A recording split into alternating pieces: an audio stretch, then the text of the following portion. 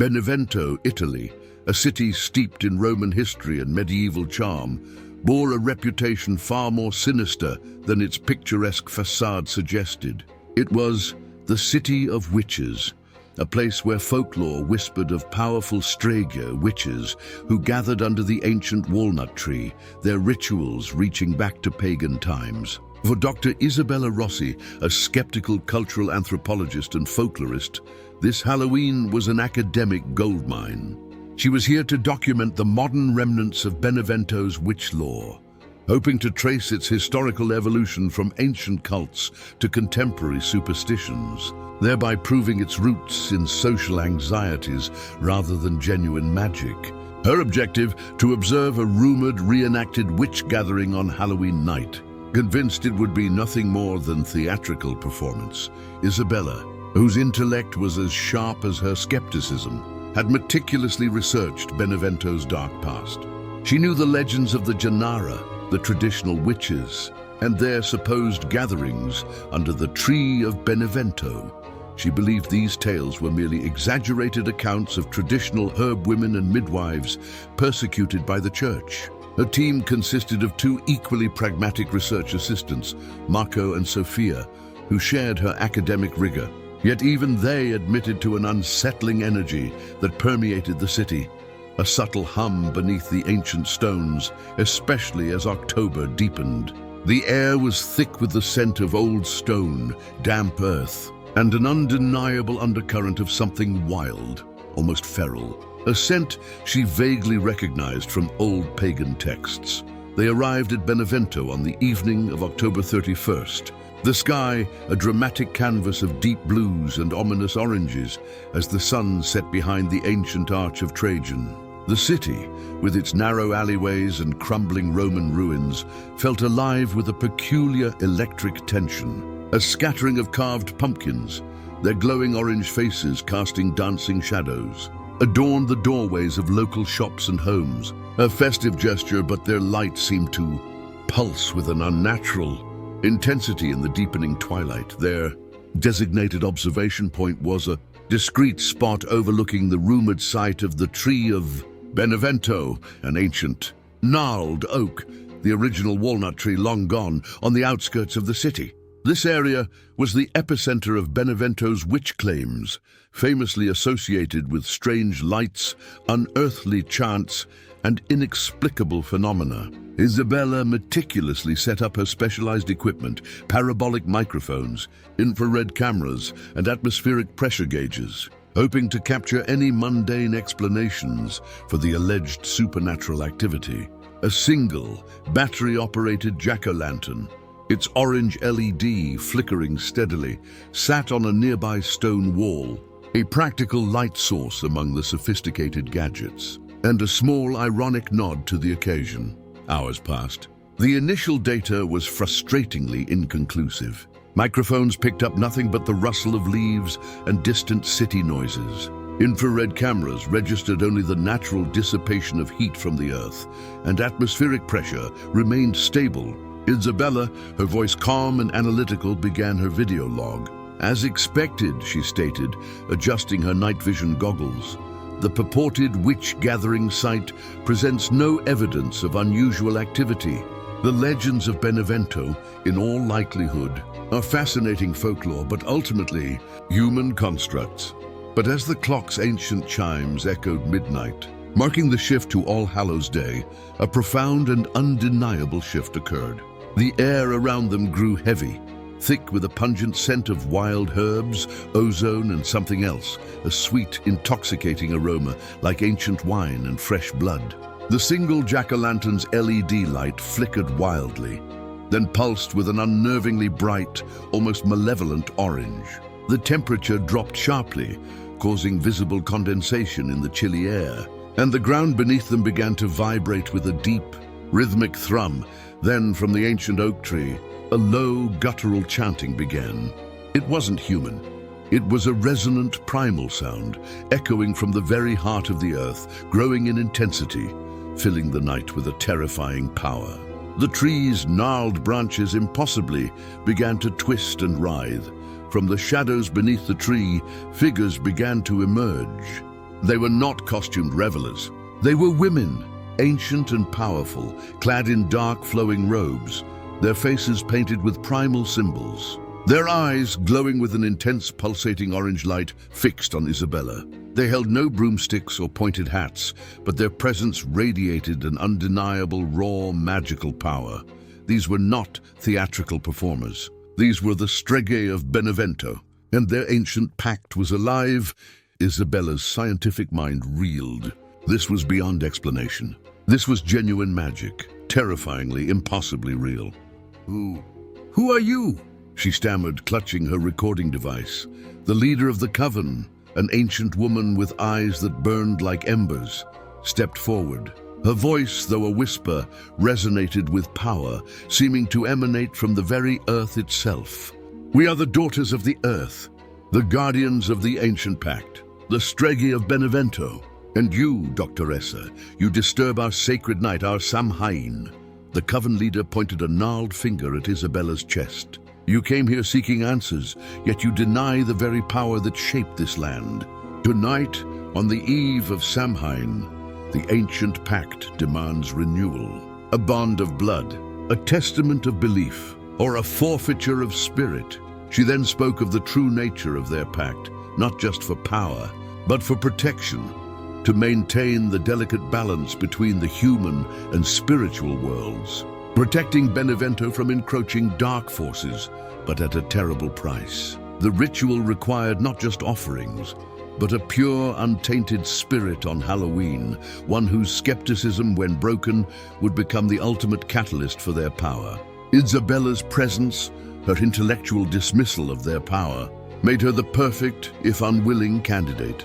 The air grew heavy with the presence of countless other shadowy forms, indistinct but menacing, their eyes also glowing with a faint orange light. Swirling around the coven, they were the ancient spirits, the lower of the land, summoned by the witches, their collective energy pressing in on Isabella. The numerous carved pumpkins around the tree began to glow brighter, their malevolent orange light pulsing with an eerie rhythm, as if keeping time with the encroaching horror, their faces twisting into grotesque grimaces of demand. The coven leader raised her hands, and the ground around Isabella began to churn.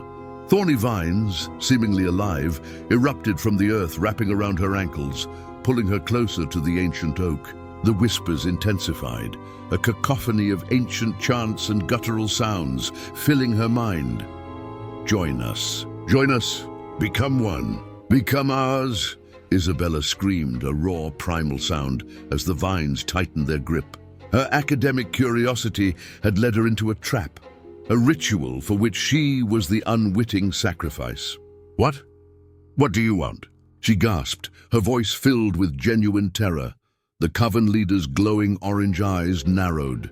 We want belief, Doctoressa. We want understanding. And tonight we will have it. You will witness the ancient truth. You will become part of our sacred circle. Or you will be consumed by the shadow you deny. She then spoke of the sacred serpent, an ancient entity bound beneath the walnut tree whose power was central to the Streghe's pact. The ritual involved awakening this entity and offering it a conduit, a skeptic's mind, once broken, to allow its influence to spread, ensuring the witch's power for another cycle. The chanting intensified, becoming a hypnotic, rhythmic pulse that echoed through the entire clearing. Julian felt her mind begin to unravel, her rational thoughts dissolving into a swirling vortex of fear and primal instinct. The ancient magic was taking hold. She was no longer an observer. She was the central figure of their ritual. She struggled, desperately trying to pull away, but the thorny vines gripped her firmly. The air was filled with the pungent scent of herbs and ancient earth, and the pulsing orange light of the pumpkins grew unbearable. Just as she was about to be dragged fully beneath the ancient oak, she remembered a detail from her deep dives into pagan lore. A legend that the ancient walnut tree, though now gone, could be appeased by an offering of pure water and a specific, unadorned symbol of new life placed at its roots on Samhain. This was a symbol not of power but of growth, continuity and natural balance. She had a small bottle of mineral water for hydration and, ironically, a dried wildflower she had picked earlier that day. Thinking it would be a nice historical memento, with a desperate surge of adrenaline, Isabella managed to pull her hand free, grabbing the bottle of water. She threw it towards the base of the oak, shouting, "By the spirit of the ancient tree! By the balance of nature, I offer you life." She simultaneously threw the dried wildflower, its delicate petals, a stark contrast to the menacing energy, towards the tree. The coven leader recoiled, her powerful form flickering.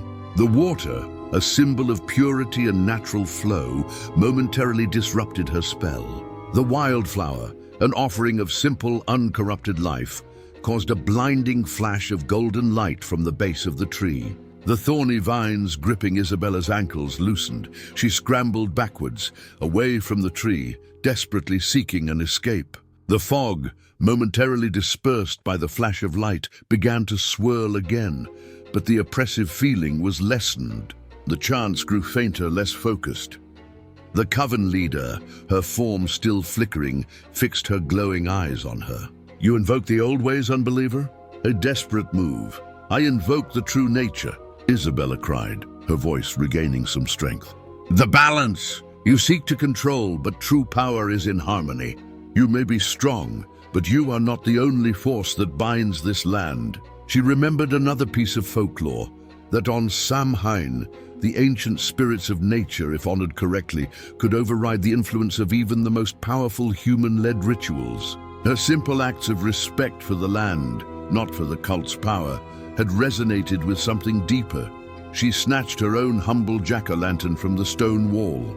"This isn't your dark ritual, witches," she cried, holding the glowing pumpkin aloft. "This is a night for balance, for respect, for the ancient spirit of the land." She then began to recite a simple, ancient Italian folk prayer for harvest and renewal, a prayer for natural abundance, not magical dominance, a prayer she had heard in her childhood from her grandmother, a prayer she had once dismissed as sentimental. As Isabella spoke, the words, imbued with genuine reverence for nature, resonated through the clearing. The Streghe, previously menacing, began to shimmer with a faint golden light, replacing their malevolent orange.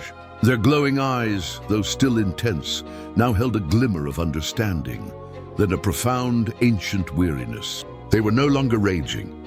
They were listening.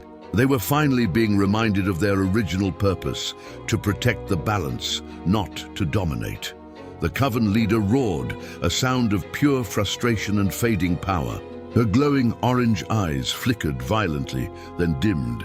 She had wanted control, sacrifice, dominance. She had received balance, respect, and an unexpected reminder of the old ways. Her pact had been confronted by a deeper, older truth.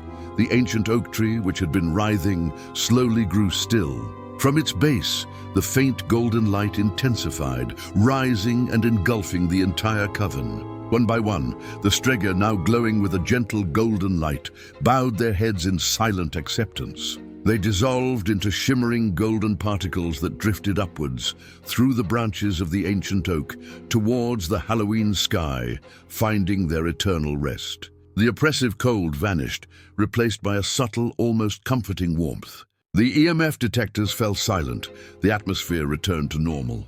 The numerous carved pumpkins around the tree, their malevolent glow extinguished, now simply provided a warm, ambient orange light. Their faces appearing peaceful. Emerging from the outskirts of Benevento at dawn, Isabella Rossi was a changed woman. Her scientific logic had been confronted by an undeniable truth. The world held mysteries that defied her rational frameworks. Her initial project, to debunk the witch law, had instead led to a profound understanding and, unexpectedly, to a spiritual act of balance and release. She cancelled her proposed paper on social anxieties. Instead, working with Marco and Sophia, and with the support of the local historical society, she published Benevento's True Magic, the ancient Pact of the Streghe, detailing not just the historical roots of the witch legends, but the chilling reality of their power and the delicate balance they maintained. She advocated for the preservation of the ancient oak as a natural monument, a place of peace and reverence for the city's unique spiritual heritage. From that Halloween forward, the eerie reputation of Benevento began to shift. Fewer aggressive encounters were reported. Locals spoke of a palpable sense of renewed balance in the ancient clearing, a gentle, protective presence rather than a menacing one. The city, once defined by fear, became a testament to an ancient pact that finally found its equilibrium.